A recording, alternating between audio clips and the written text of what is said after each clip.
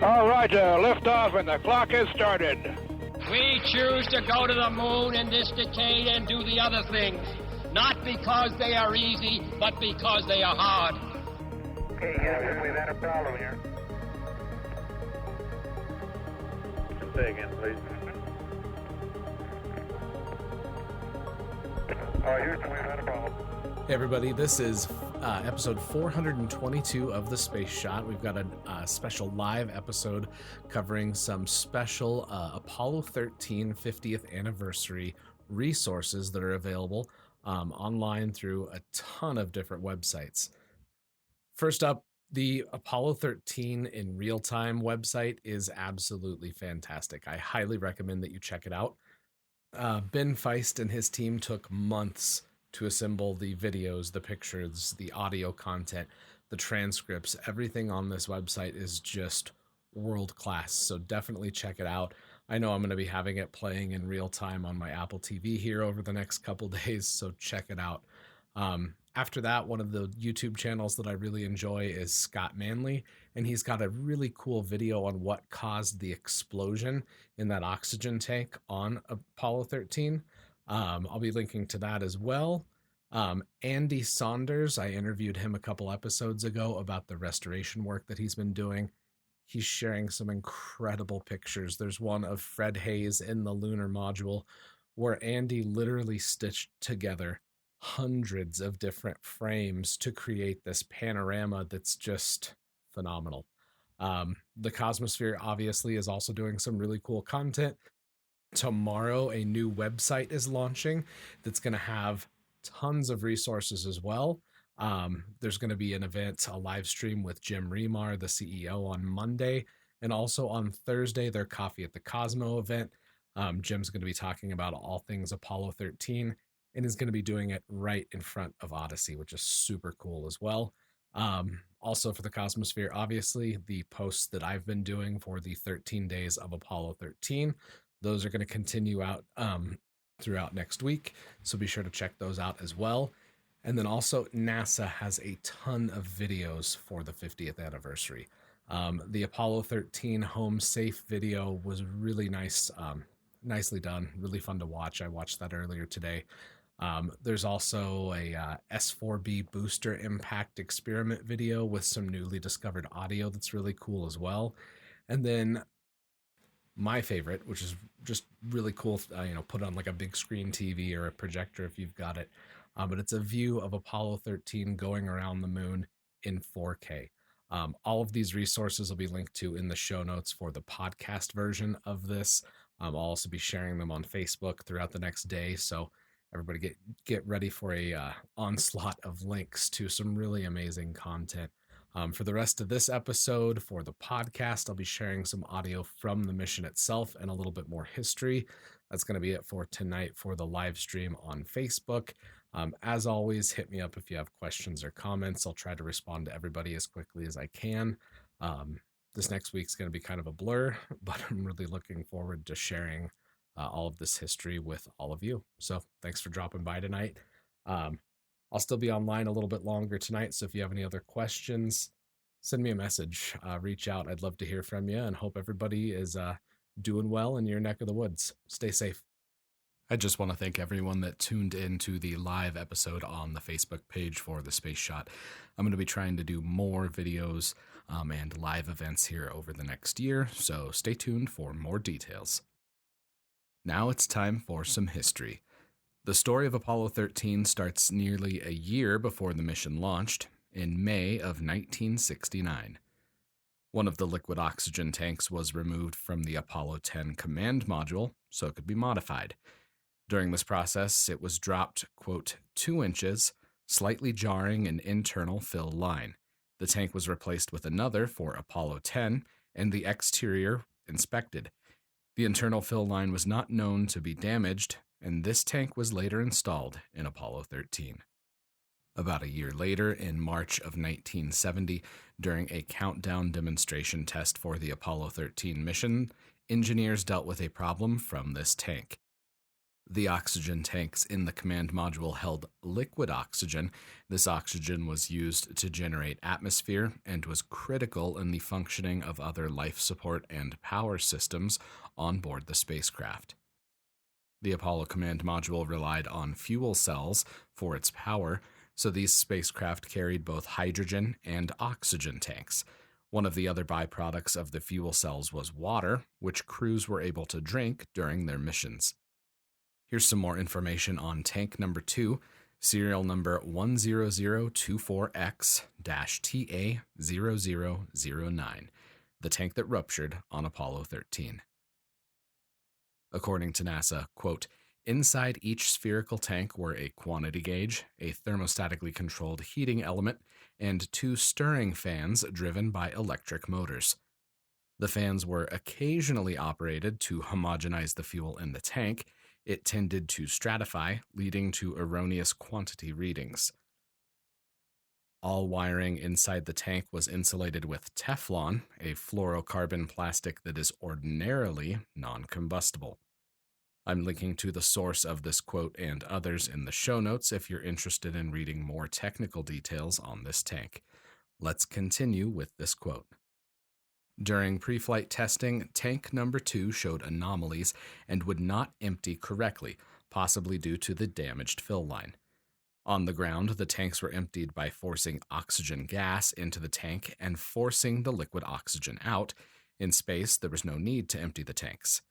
The heaters in the tanks were normally used for very short periods to heat the interior slightly, increasing the pressure to keep the oxygen flowing. It was decided to use the heater to boil off the excess oxygen, requiring 8 hours of 65-volt DC power.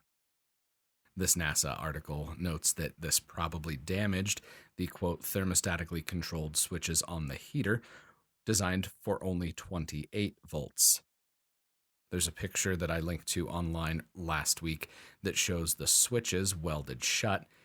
NASA notes that the temperature inside these tanks could have risen to over 1,000 degrees Fahrenheit. This article continues that, quote, the gauges measuring the temperature inside the tank were designed to measure only to 80 degrees Fahrenheit, so the extreme heating was not noticed. The high temperature emptied the tank, but also resulted in serious damage to the Teflon insulation on the electrical wires to power fans within the tank. In view of the difficulty of replacing the oxygen shelf, a job that would take at least 45 hours, and the possibility that other components might be damaged in the process, and the launch would be delayed for a month, NASA and contractor officials decided not to replace the tanks. Later in this episode, I'll be sharing the mission audio from the point that the tank ruptured, so stay tuned for that. For now, let's step back 50 years to April of 1970. Had it been decided to replace the tank, there was a backup launch window the next month. Instead, Apollo 13 lifted off on its fateful voyage on April 11th, 1970 at 2:13 p.m. Eastern Daylight Time. The original goal for this mission was to land in the hilly upland region of the moon, the Frau Mora Highlands. The original crew members for the Apollo 13 mission were astronauts Jim Lovell, Ken Mattingly, and Fred Hayes. Mattingly was inadvertently exposed to the German measles in the days before launch, necessitating his replacement. This meant that Jack Swigert became the command module pilot just under 3 days before liftoff. The crew switch at the last minute wasn't the only unexpected event in this mission. After lifting off, the first stage performed flawlessly, and then the second stage took over. According to NASA, quote, the thrust chamber pressure oscillations in the center engine diverged from a level of 10 to 500 psi, peak to peak, in only 3 seconds. Acceleration reached 68 Gs at the center engine attachment, which translated into 3 inches of stroke. A quick note. Stroke in this case is referring to how much the center engine pushed against the structure of the S2. NASA notes that the center engine was shut down by a thrust chamber pressure OK switch that sensed low average chamber pressure and initiated shutdown before any detectable failure. The vibration was confined to that center engine on the second stage. The outer 4 engines burned for an extra period of time to make up for the performance loss of that center engine. After a successful translunar injection, the crew was on their way to the moon. Nearly 56 hours into the mission, the crew of Apollo 13 had wrapped up a TV transmission that was sent back to Earth. After that, they had some housekeeping items to take care of. At 55 hours, 53 minutes into the flight, Command Module pilot Jack Swigert stirred the cryo tanks, one of which was the defective tank number 2. In the seconds after this switch was flipped, the Teflon coating slowly burned away and caught fire. The resulting fire weakened the tank, and the pressure resulting from this conflagration caused tank number 2 to rupture. This detonation damaged the other oxygen tank and other parts inside this section of the service module. With how NASA had designed the service module at this point, there were no backup oxygen tanks in other parts of the service module, so losing both oxygen tanks was a catastrophic failure. In these tense moments after the explosion, the crew and ground controllers worked to grasp what had happened with the service module. Gene Kranz remembers that, quote, each controller stared incredulously at his display and reported new pieces to add to the puzzle. It took extra seconds sorting out what was real and what was credible. It appeared we were losing our oxygen, and with it, the fuel cells, the major source of power. When that happened, we would lose control of the main propulsion system.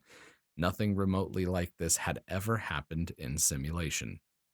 As we watched the command module's life-sustaining resources disappearing, like blood draining from a body, the voices of the crew were unbelievably calm and restrained. When you listen to the mission audio later in this episode, take a moment to reflect on how collected Lovell, Hayes, and Swigert were during this extremely stressful time. Flight directors directed the crew to shut down the command module and transfer everything over to the lunar module. We'll talk more about the lunar module being used as a lifeboat in the next episode. For the rest of today, check out the audio from Apollo 13. I want to mention that both audio tracks are available on archive.org, and a huge thanks to John Stoll for contributing these NASA tracks to this website. Creative Commons content on archive.org is a fantastic resource, and these audio tracks barely scratch the surface for the amount of content that's related to Apollo 13 and the entire Apollo program. Also, be sure to check out apolloinrealtime.org.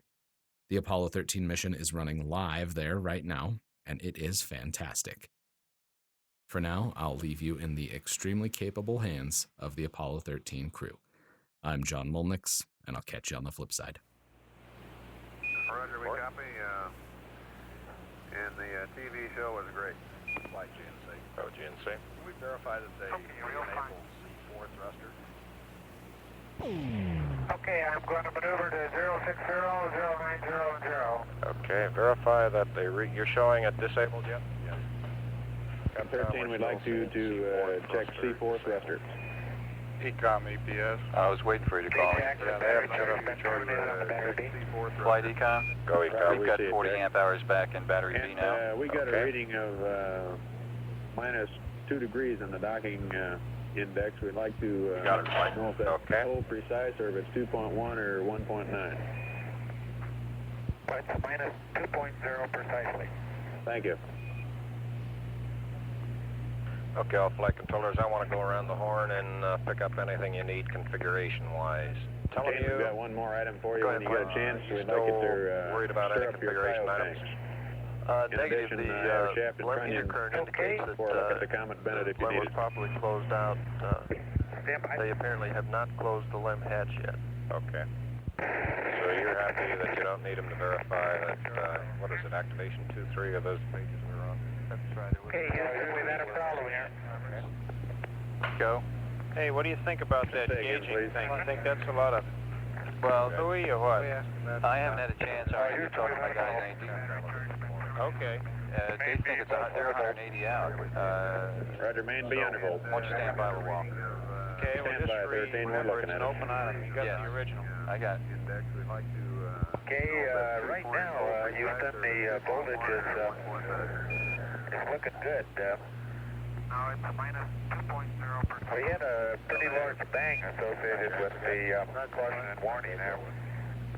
And as I recall, main B was the one that had a amp spike on it once before.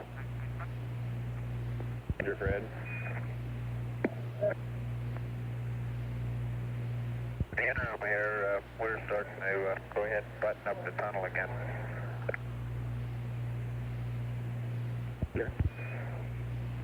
Yeah, that jolt must have rocked the sensor on, see now in O2 quantity 2, it's was oscillating down around 20 to 60%. Now it's full scale high again. Capcom, looks like the last item we need here is a stir on the H2 and O2. And Houston, we had a restart on our computer. We had a pink light and the restart reset.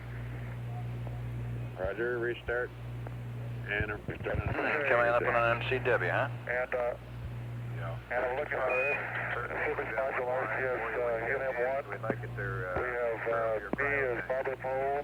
That MCNW already occurred, Ecom. I missed it. Thank you. B is Barbara Pole. And secondary propellant. 5552. Thank you. C Barbara Pole. P-MAG temperatures. Okay, AC2 is showing zip. I'm going to try to reconfigure on that, Jack. Okay, let's make sure we get the stir first, George. Can you hang on? We got a main He did read it up to now, too, Sean. Main A undervolt. You guys look at your O2 quantities and see if you see a big change. Main B's reading zip right now. Houston, Odyssey. Fly one, Jim. Go ahead. Are you going to ask the crew about that? Okay, in Houston, we'd like you to attempt to reconnect fuel cell 1 to main A and fuel cell 3 to main B. Okay. Verify that quad delta is open. Go, guys. We finally got our Delta H. Okay, Houston, I'm showing, I tried to reset and fuel cell 1 and 3 are both showing gray flag. Let's see now. Can we collapse But this they're bag both and showing do all zip that on the good close. stuff? We uplink here?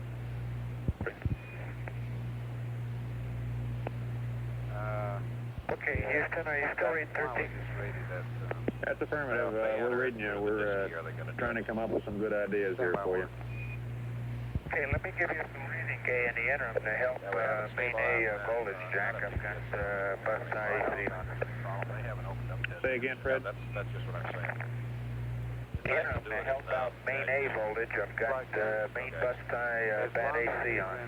How would you rather accept the 25 volts we're seeing on main A? ECS, Ecom. Okay, bus tie AC on. You getting your stir now on the O2? Okay, in Houston, we need Omni Charlie, please. Might be. No, that's data.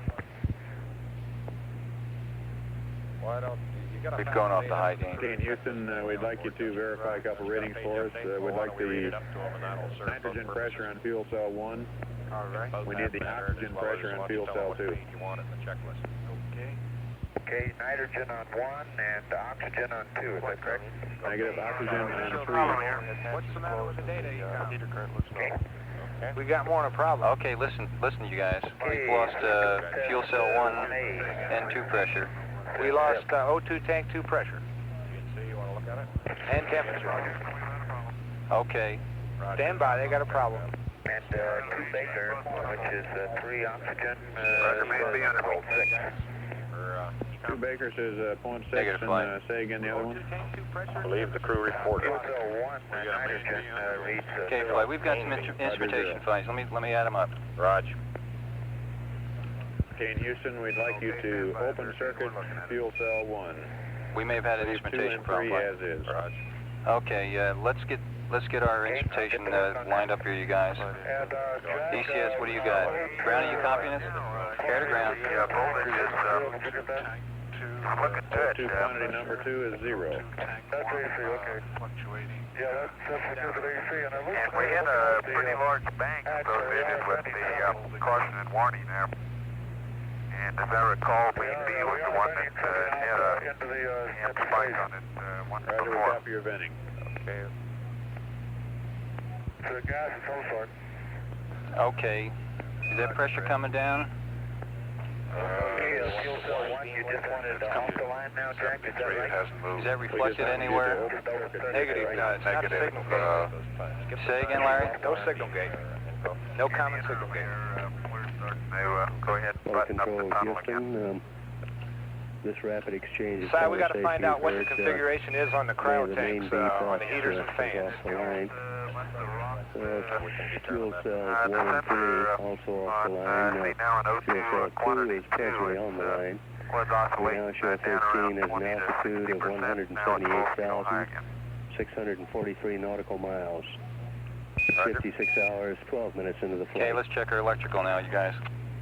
Dane Houston, we see you getting Hey, close we've to got some gimbal problems out with there. fuel We'd cell like you 1 to and 2. bring up If we're believing the data we got. C's on main A, squad C1, C2, C3, C4 on main A, APS and econ. also bring B3 and Yeah. D4 Okay, on reported an main AC2 glitch. A. Dane Houston, you read?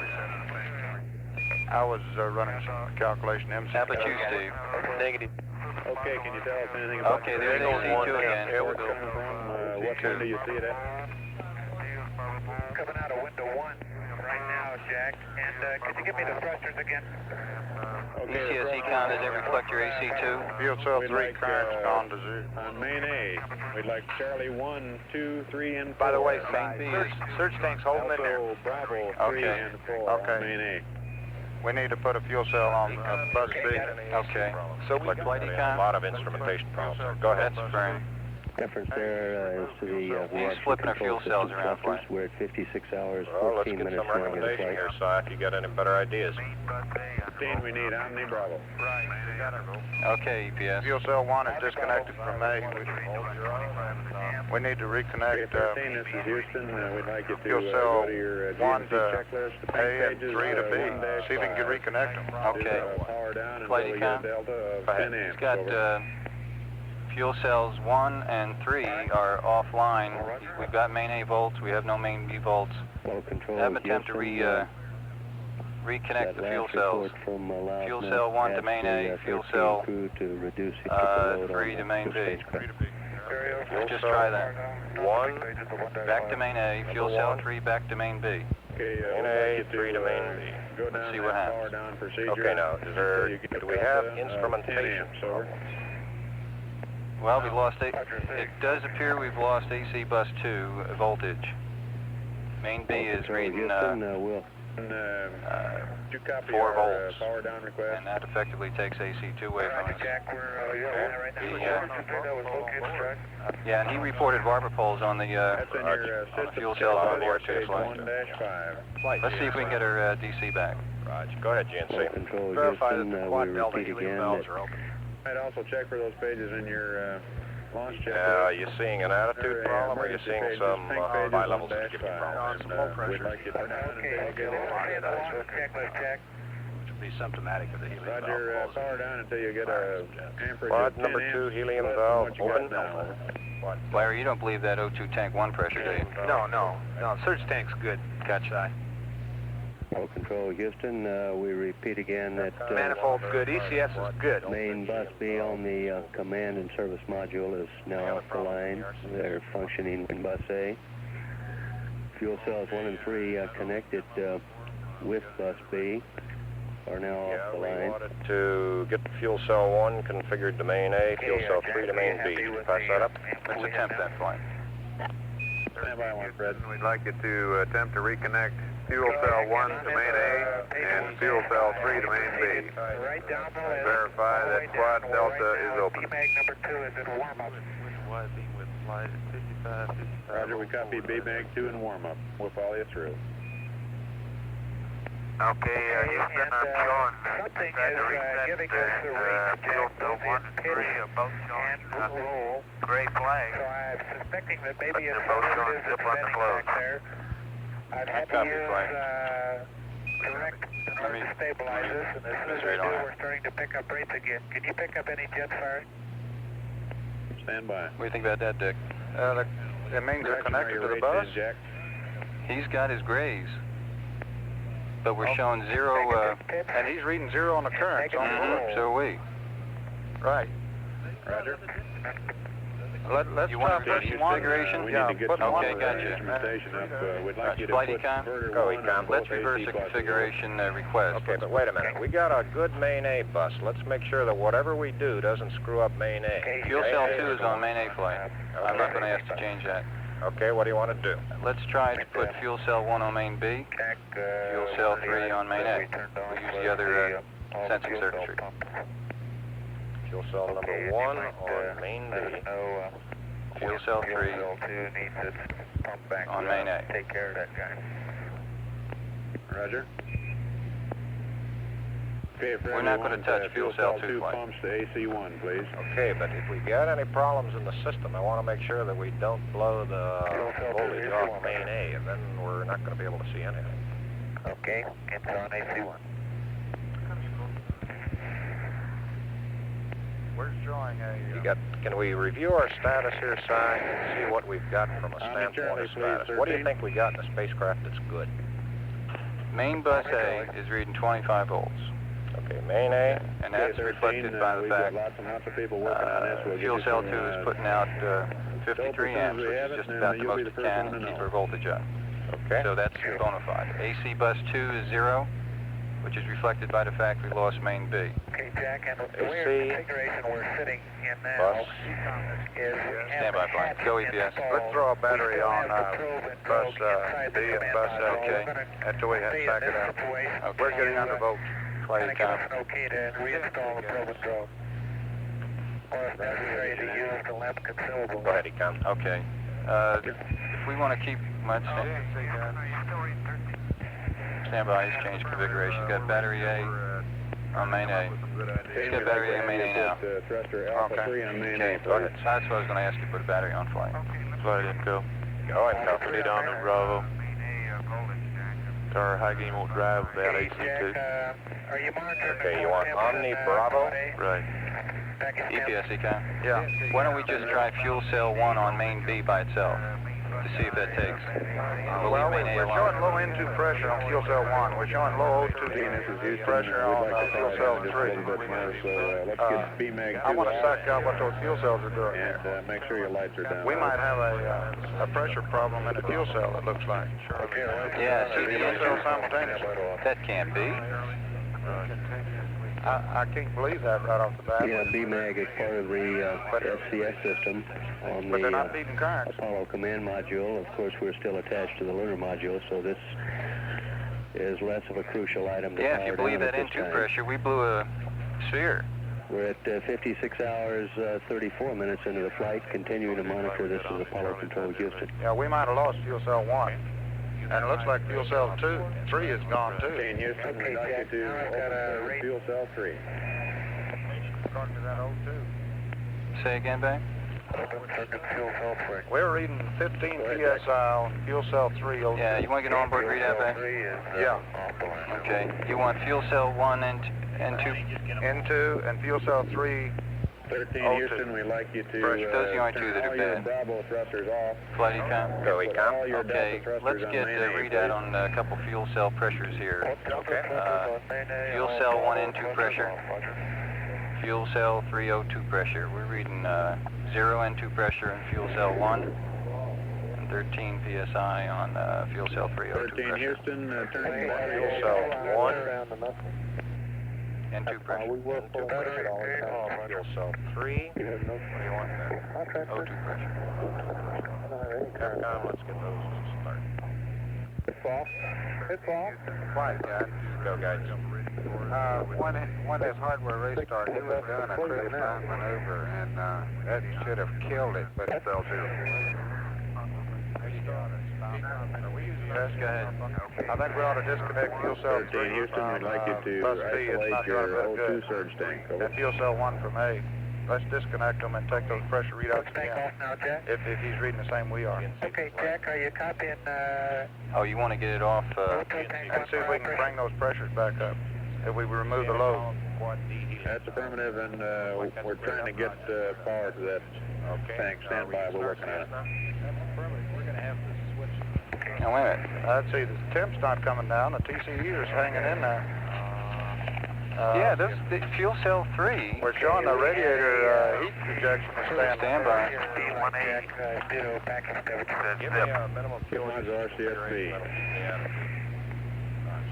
Copy, no problem. Go tell me if the LEM heater currents become essentially stable. EPS econ. Yeah, go ahead. Go ahead. Fuel cell 3, main bus This is which is 3 oxygen, says 0.6. We copy them, and we'd like to build 2 up the Baker pressure says, in, 0.6 and, O2 tank say again the other one. Turn the heaters on manually. We'll watch the pressure for you. Fuel cell 1, nitrogen, reads 0. Roger, 0. Roger, we realize that we feel we can stand 5 more amps on it. We confirm that, right, Dick? Right.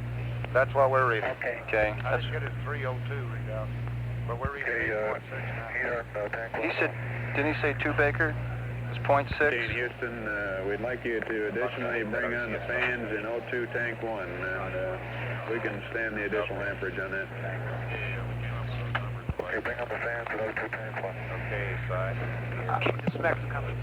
Let's remove the load from the fuel cell and see if it'll recover. You want to make sure the fuel cell 3 and fuel cell 1 are disconnected, huh? Take fuel cell 3 off the bus. Okay. Fuel cell 1 and 3. Yeah. Econ. Flight. Flight econ? Go ahead. Why don't we try Dean leave Houston, fuel we'd cell like you 2 to alone check and just some circuit make sure breakers that 1 on and 3 are 226. disconnected from those buses. And make sure that there won't be any load on them at all. Let's see what happens to those cells. Fan motors, tank 1. What do you want to do? Open circuit fuel cell 1 and 3? That's for flight. Okay. Capcom, let's recommend we open circuit fuel cell number 1 and number 3 and leave fuel cell number 2 as is. Okay, 1 and 3 open circuit, 2 as is, and earlier got a report. Okay, Fred, thank you. 3 we're reading gray, but... Jack, looking outside, the number of particles is... Flight econ. Why don't we just open circuit 1 and make sure that we don't have any problems getting that back on the bus? Let's just watch it for a while before we make any further moves with 3. Jack, thank you, we copy. Okay, Capcom, let's just open circuit 1 of those right now. Still getting some rates and negative pitch, though. Open circuit, fuel cell 1. Leave 2 and 3 as is. And 13, we'd like to verify that both B-mags are off, please. I'll take a look on that. Flight And, Jack, Negative, we just have one B-mag. quantity number 2 tank is reaching 0. B-mag number 1 is still on. We confirm. That's Roger Flight. That's the Okay, AC Jack, problem. let's take B-mag 1 off. Yeah, that's just an AC, and it looks to me, looking out the hatch, that we are bending something. Crew thinks they're bending. Roger, flight. Out into space. Fighter This econ. is Houston, we'd Go ahead, like you Econ. to give When us it shows a up. survey Roger that. of Well, we've already seen some of your it. displays Okay. on MDCs Right. 1 and 2. Give us gauge Go ahead. readings. We've got a and talk funny to us, over. N2 pressure's reading 0 on fuel cell 1. Get anything that looks abnormal. Fuel cell 1, O2 Is all right. is 54. No, it's 10 psi below H2. See anything? Jack and MPC 1, there's nothing abnormal. All the rate indicators are 0. Number 2 is frozen or partial left. That's firm flight. Main B. I've got ball number 1 appears to be working normally. Right now I'm sitting at... Let me look at the system flight as far as bending is concerned. Okay. And yaw Go about ahead. 13 degrees. Fuel cell 3 is the one. We look like we've got good N2 pressure. Flight, say again. You called in your backup ecoms now, see if we can get some more brain power in this We thing. got one here. Roger. I'm looking at Flight Inco. the RCS indicator A. We have a package temperature of about 180. Our inlet pressure is 3,900. I'm looking at fuel pressure of about 180 and percentage of about, I'd say 85%. P is about the same, except the package pressure is 190. Quad C, we're looking about the same, except that package temperature is 100. On Quad D, we're looking at package temperature of 160, all other indications about the same. CM pressure, RCS pressure is looking nominal, unit pressure is up around 4,000. And package temperature is about a little less than 80 on ring 1 and about the same on ring 2. Control, Houston. Back from the SMRCS, I've got helium 1 now, all gray. Helium 2 all gray. Primary baton all gray. Secondary baton, I've got 2 barber pole and A is barber pole, D gray, C barber pole, and D gray. Again, the ECS radiators, barber pole is gray. On the ECS primary indicator.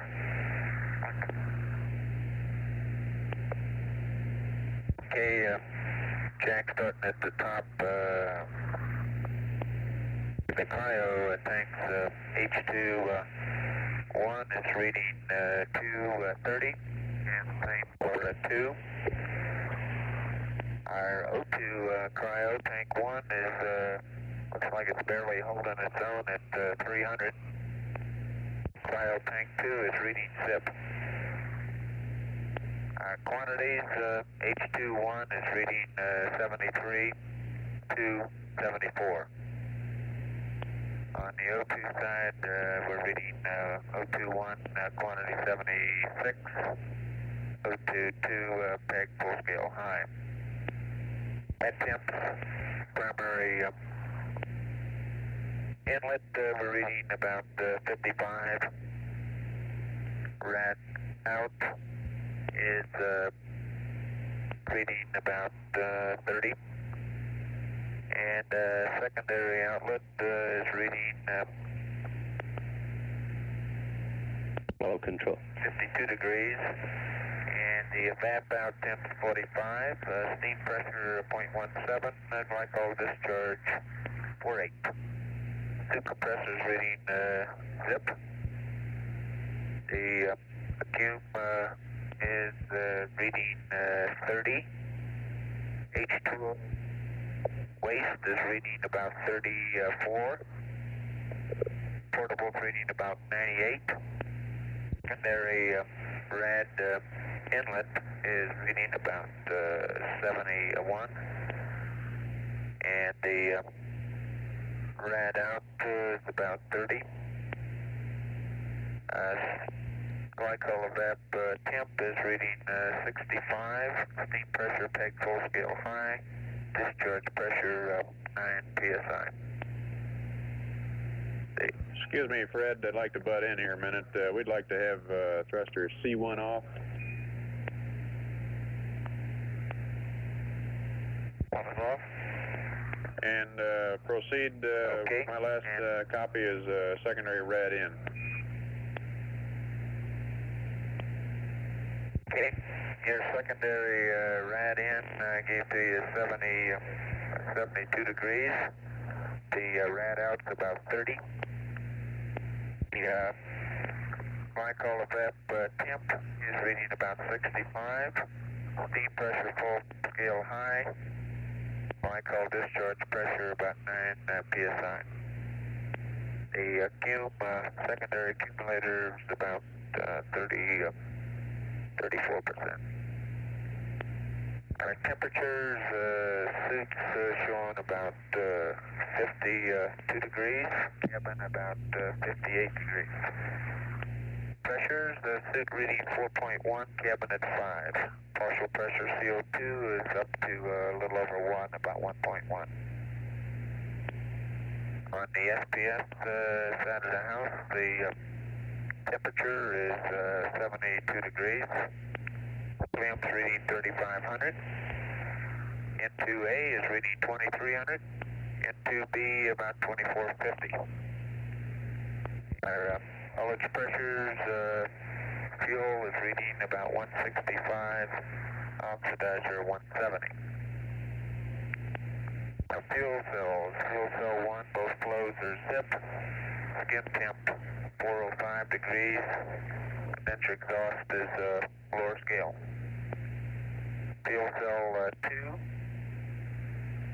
Right now we got an O2 or an H2 flow reading of 0.13 to 0.14. And the O2 flow is right now pegged full scale high, although it's been varying depending on thruster activity which is also giving us main bus A undervolts from a steady reading of about 1.1 up to full scale high. You got T-scan, it's about 445, and the condenser exhaust 180.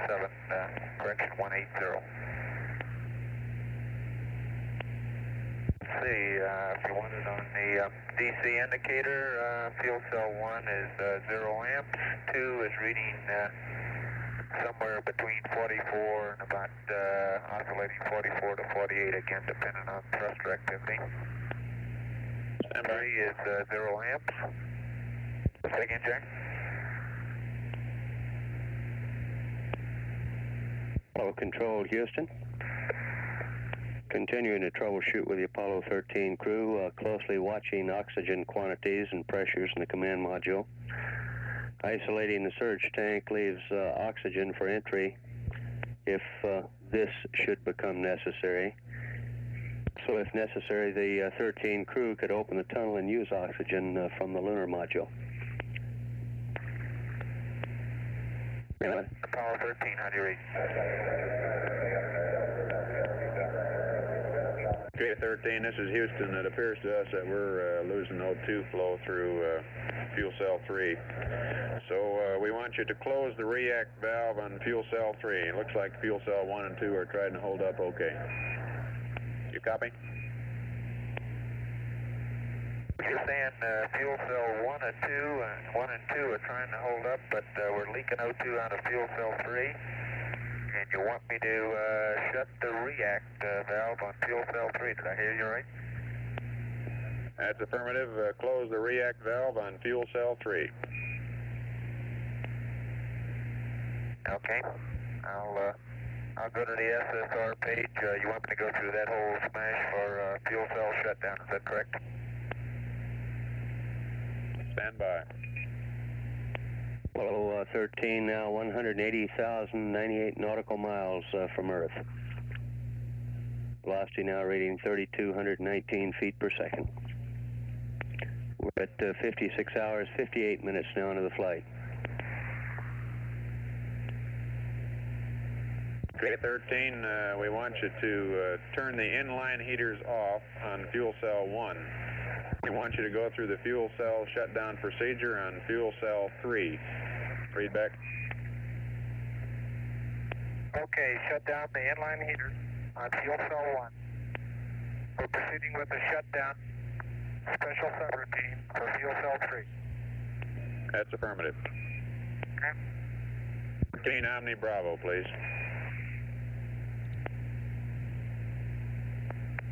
13 Houston, over. Go ahead. Okay, you got Omni Bravo, and we'd like to have you verify that the tape recorder is off, please. That's verified. Okay, Jack, I'm sitting here with an 0618 showing. I can't get rid of it. Stand by, just a...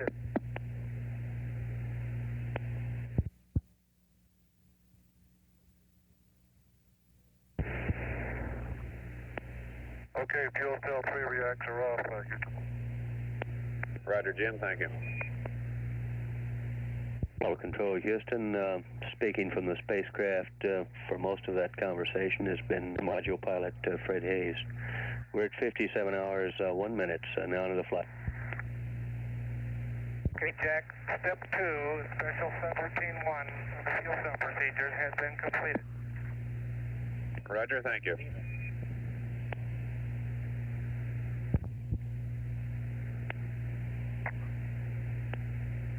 Okay, Jack, I'd like to bring on Jet A4. I've got no negative pitch control in right now in either direct or auto coils. Okay, you say no pitch in either direct or auto. You want to bring on A4? I got a positive pitch rate, and I can't stop it. Okay. Okay, Jack, bring A4 on. Stop your pitch rate. Okay, that got it. And 13, we need Omni Charlie, please. Omni Charlie. And Freda, we'd like to have you verify fuel cell reactance. Talkback is barber pole. That's fine. I watched it, and it went barber pole as I threw the switch. Roger.